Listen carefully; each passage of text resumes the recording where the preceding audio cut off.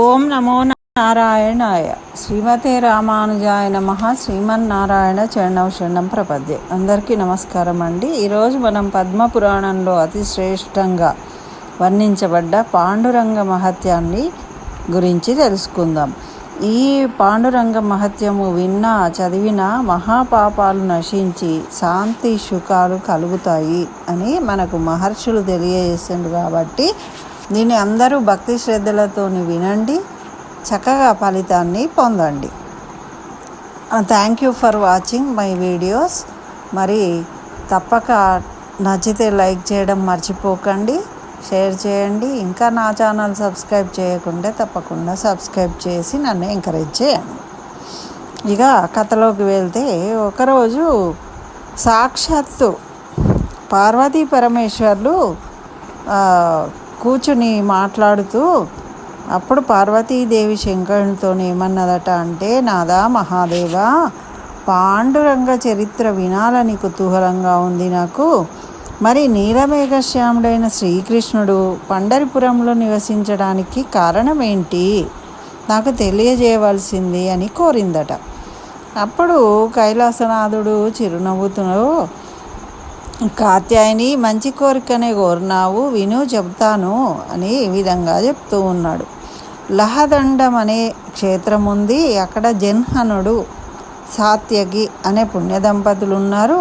వాళ్ళు ఎన్నో నోములు నోచగా, వ్రతాలు చేయగా, వాళ్లకు వృద్ధాప్యంలో అంటే ఇంకా ముసలితనము వచ్చిన తర్వాత వాళ్ళకు ఒక కుమారుడు కలిగిండు.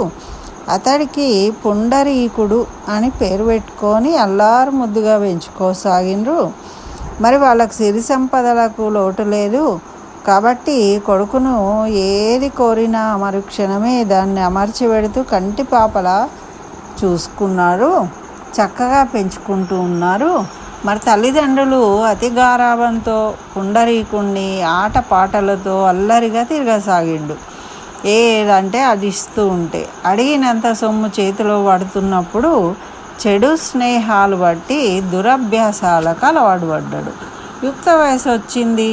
వేశ్యాలుడై విచ్చలవిడిగా డబ్బు ఖర్చు చేయసాగిండప్పుడు అది చూడలేక తల్లిదండ్రులు బుద్ధి చెప్పబోతే, ముసలి వాళ్ళు మీరు తిని మూల కూర్చోకుండా నా విషయంలో ఎందుకు జోక్యం చేసుకుంటున్నారు, మీ పీడ ఎప్పుడు విరగడవుతుందో అప్పుడే నేను సుఖంగా ఉండగలను అని కసిరి కొట్టి వాళ్ళను తిట్టేవాడు, కొట్టేవాడు కూడా.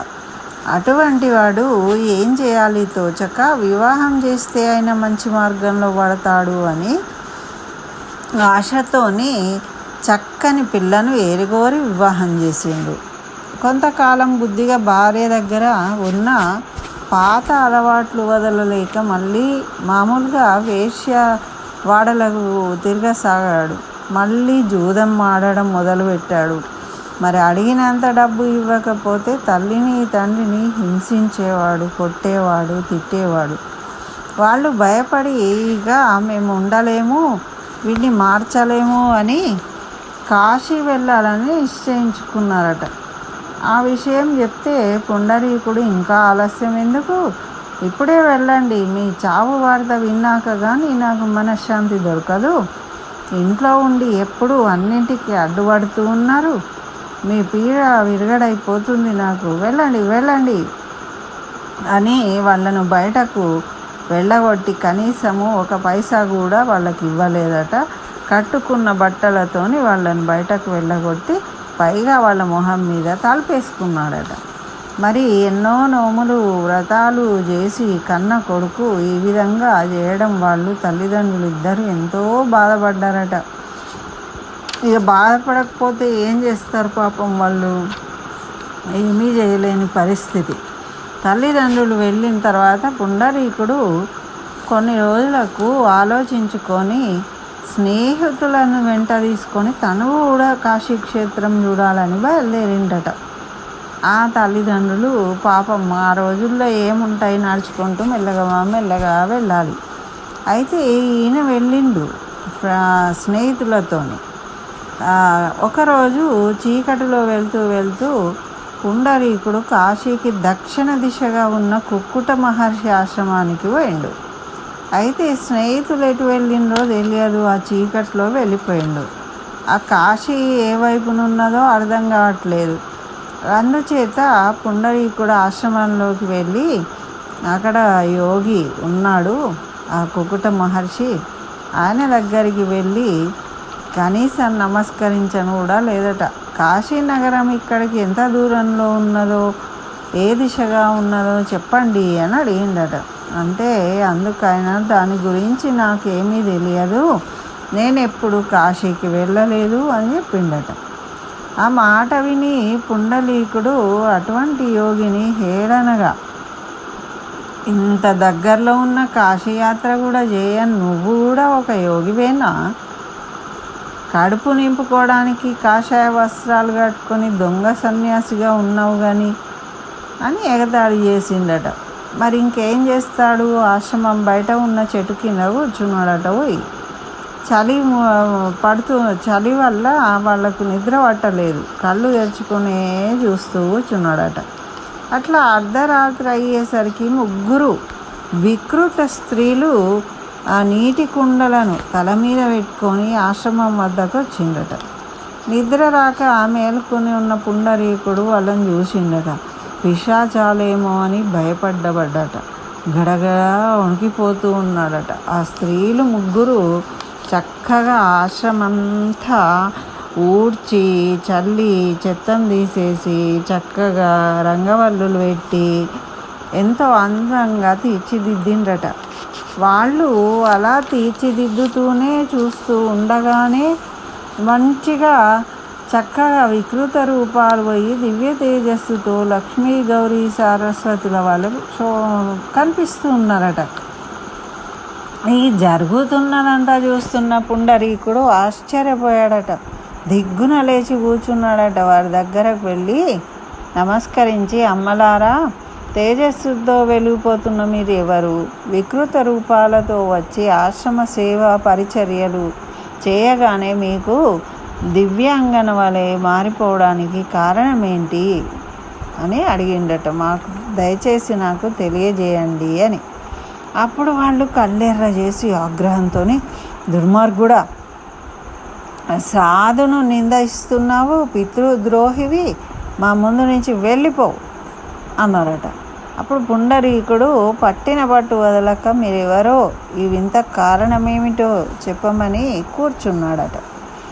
అప్పుడు వాళ్ళు ఆలోచించి, కుమారా, నువ్వు ఎంతో పాపాత్ముడు అయినా కూడా కుక్కుట స్వామి ఆశ్రమం ముందు ఉండడం వలన నీ పాపాలు కొంత పరిహారమైనాయి.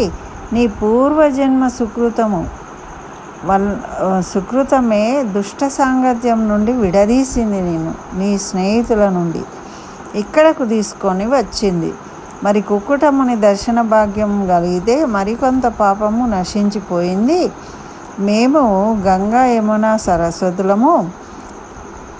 మాలో స్నానం చేసిన వారి పాపాలన్నీ మాకు అంటుకొని మేము వికృత రూపాలు ధరించాము. మరి ఇక్కడ కుకుటముని సేవా పరిచర్యల వల్ల తిరిగి మా పాపాలన్నీ తొలగిపోయి యథారూపాలు పొందినాం మేము అని తెలియజేసిందట. అప్పుడు పుండరీకుడు మరింత ఆశ్చర్యపడుతూ, ఏ తపశ్చర్య వల్ల ఈ యోగీంద్రునికి ఇంత ప్రభావం వచ్చింది మరి అని అడిగాడట. అందుకు వాళ్ళు, ఆయన ఏ జపతపాలు చేయలేదు, తన తల్లిదండ్రులనే లక్ష్మీనారాయణులుగా భావించి వారి సేవ చేశాడు. తల్లిదండ్రుల సేవకు మించిన పుణ్యకారం ఏమున్నది? మాతాపితరులే ప్రత్యక్ష దైవాలు అని వేదశాస్త్రాలు చెప్తూ ఉన్నాయి కదా.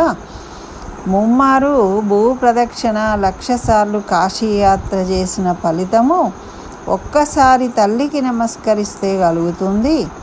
తండ్రిని సేవించడానికి అద్భుత జ్ఞానం కలుగుతుంది. జననీ జనకులను నిందించువారు ఘోర రౌరవ నరకాలకు వెళ్తారు. తల్లిని హింసించేవాడు అనేక జన్మల వరకు వ్యాధులతో పీడించబడతాడు. తండ్రిని నిందించేవాడు పిశాచమవుతాడు.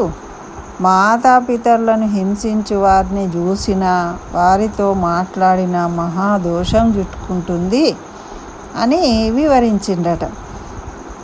అప్పుడు పుండరీకుడు పశ్చాత్తాపం చెందిండు. శోకిస్తూ, మీరు చెప్పిన పాపాలన్నీ చేసిన మహాపాపాత్ముణ్ణి నేనే, ఆ పాపిని, నాకు నిష్కృతి లేదు అనుకున్నాడట. అనుకొని తెల్లారగానే పుండరీకుడు కుకుటముని పద్మాలకు నమస్కరించి తల్లిదండ్రులను వెతుక్కుంటూ బయలుదేరిండట. మరి వృద్ధాప్యం వల్ల నడవలేక పాపం నడవలేక నడుస్తూ మెల్లమెల్లగా వస్తూ ఉన్నారట. వాళ్ళని చూసి బండి మీద కూర్చోబెట్టుకొని కాశీ, గయా, ప్రయాగ మొదలైన తీర్థయాత్రలన్నీ చేయించిండట. అప్పుడు భక్తితోని తిరిగి ఇంటికి తీసుకువచ్చిండట. వారి సేవ చేస్తూ వారి మనసుకు సంతోషం కలిగిస్తూ ఉన్నాడట. ఈ విధంగా ఆ పుండరీకుని భక్తికి ఆ రుక్మిణీకాంతుడు మెచ్చుకున్నాడట. ఆహా, ఎంత మంచిగా చేస్తున్నాడు తల్లిదండ్రులకు సేవ అని అతనికి దర్శనం ఇవ్వాలని కోరుకున్నాడట. ఇంకేంటి, అనుకున్న తక్షణమే ప్రత్యక్షమైండు. మరి ఆ స్వామి ప్రత్యక్షమైనప్పుడు ఆ సమయంలో పుండరీకుడు తండ్రి పాదాలను ఒత్తుతూ ఉన్నాడట. అప్పుడు కటి ప్రదేశంన చేతులుంచుకొని స్మితవదనుడై రత్నాలంకారాలతో, శంఖచక్ర పద్మాలతో, కోటి సూర్య ప్రభలతో నిలబడి ఉన్నాడట భగవంతుడు. అతన్ని చూసి ఆనందాశ్చర్యాలు కలిగినాయి. ఓ దేవా, తండ్రి గారి సేవ ముగించుకొని ఇప్పుడే వస్తాను, అంతవరకు దీనిపై నిలబడు అని కుడి చేతితోని తండ్రి పాదాలు ఒత్తుతూనే ఎడమ చేతితోని అక్కడే పడి ఉన్న ఒక ఇటుక రాయిని ఆయన దగ్గరకు విసిరేసిండట. మరి భగవంతుడు దాని మీద సమచరణములు అంటే 2 కాళ్ళు పెట్టి కటి ప్రదేశంలో హస్తం ఉంచుకొని నిలబడ్డాడట. మరి ఆ ఇటుక రాయి ఎంత గొప్పది ఆ భగవంతుడు నించోడానికి అంటే, ఆ ఇటుక రాయట శాపవశాన పడి ఉన్న ఇంద్రుడట. వృత్తాసురుడు అనే రాక్షసుడు త్రిముఖాలతోని అహోరాత్రాలు త్రికర్మలు చేస్తున్నాడట. ఎలాగా అంటే, ఒక ముఖంతో వేదాధ్యయనము, 2వ ముఖంతో సంకీర్తన, 3వ ముఖంతో ఘోర తపస్సు చేస్తున్నాడట. మరి అతని తపశక్తికి భూమి కంపించిపోతుంది. అది ఫలిస్తే తన ఇంద్రత్వానికి హాని కలుగుతుందని భయపడి దేవేంద్రుడు ధ్యానావస్థలో ఉన్న వృత్తాసురుణ్ణి వెనుక నుండి వచ్చి ఒక్క వేడుతోని 3 తలలను ఖండించి వేసిండట.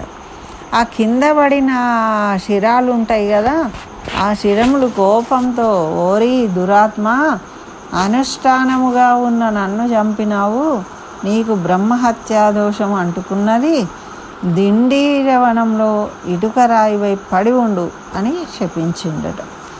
అట్లా ఆ ఇటుక రాయి అక్కడికి వచ్చిందట.